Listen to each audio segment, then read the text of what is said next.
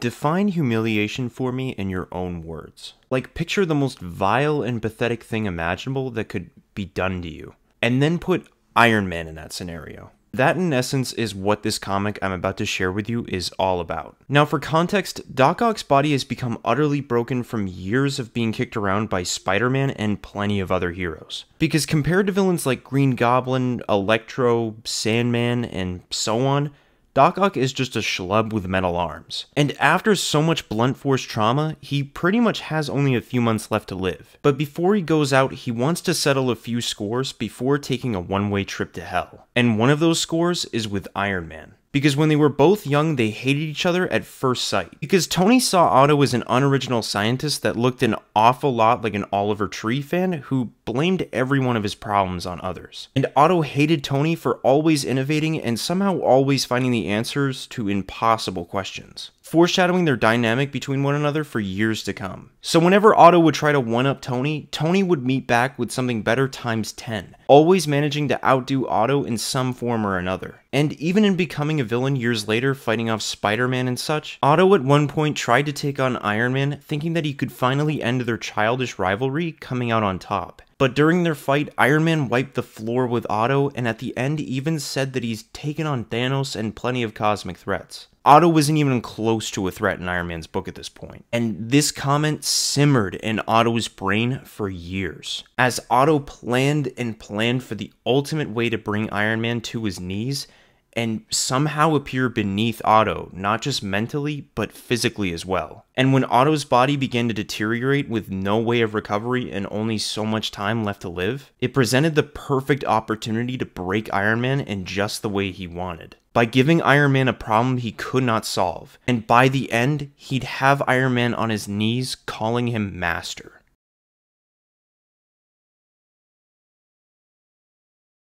So while Tony would return from an interview, Doc Ock and his flying octopus, and don't question it, it's just random comic shit, would capture Iron Man and tell him that if he were to fight Otto in any way, he'd recreate Hiroshima directly over New York, showing Iron Man a nuclear bomb. Once inside the flying octopus, Otto would add that he also tinkered with the nuke so that if Iron Man uses his armor to do anything crazy in any way, the nuke will go off. Iron Man asks why Otto would go out of his way to do all of this, to which Otto replies back that he wants to challenge Tony to see who's the smartest. As Otto tells Tony that he's always hated him, ever since he first met him, with his smug attitude, and his looks, and his charm, and his wealth. To which Tony says that the feeling is mutual, but Otto begins to tell Tony that he's dying soon, from all his brain and nerve damage. Tony tells Otto that he's sorry, but Otto knows that he's lying. However, Otto cuts to the point and says to Tony that he's pulled off some miraculous feats in terms of repairing bodies from serious damage, like his extremis invention. So he demands Tony to fix his body, or he will detonate the nuke over New York. Or Tony can admit that he can't fix Doc Ock, and that there isn't an answer for everything, to destroy Iron Man's ego. So Iron Man can't fight Doc Ock at all at this point. And in case Iron Man is crazy enough to fight Doc Ock, he also has his loved ones captured by the Sinister Six, adding that if either the Sinister Six or Doc Ock don't check in every 5 minutes, his loved ones will be killed and the nuke will go off. Iron Man then tries to immediately say that he can't fix Otto to just end all of this before it can even begin, but Otto tells Tony that that's not good enough for him, leaving Iron Man no other option but to try and figure out for himself if he can even help Doc Ock, saying to Otto that he's not worth his time, so he'll get to work so this can end already. As he begins to look at every one of Doc Ock's x-rays to figure out where he could even start first, as Tony runs scans of Otto's body, he tells Otto that he's not much of an actual doctor, but Otto says to think of him as a machine that can either be repaired or not. So during his several tests on Otto's body, he keeps running into dead ends. And after so much failure, he eventually tries to trick Otto by saying that he can fix Otto, but he needs help from someone like Reed Richards or Doctor Strange, going on to say that he can't fix Otto alone, but with the help of others, they could achieve a miraculous breakthrough. As Tony reaches out his hand asking Otto to ditch this villain cliche and accept help from people that could actually restore his body. But Otto smacks Tony's hand away, telling him that this was not the challenge he gave him. Tony then tries to say that without that help,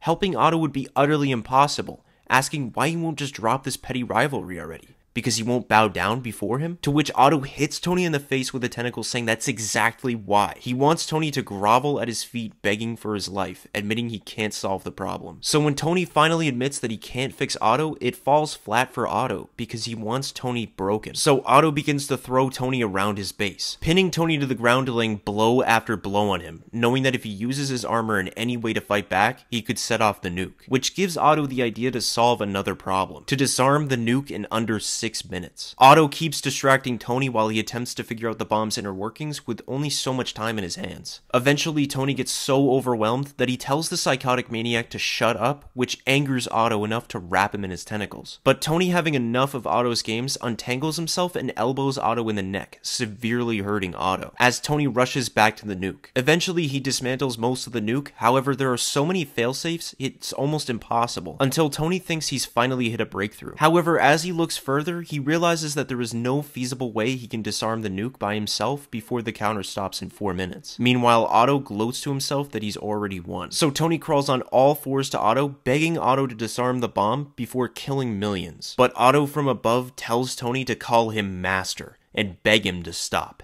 and just maybe he'll disarm the bomb in time. Tony, in utter disbelief, just goes, "What do you want me to do?" And Otto replies, "I want you to beg your master for mercy.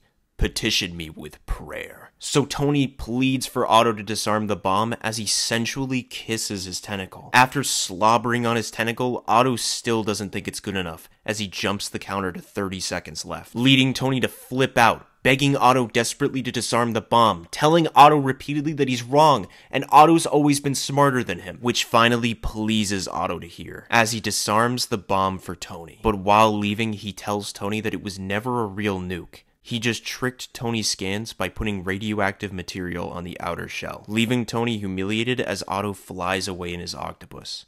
Again, comic book shit. And with every passing day till his inevitable death, he'd replay Tony begging his master to disarm the bomb over and over again, filling his heart with an unending joy, ending the story.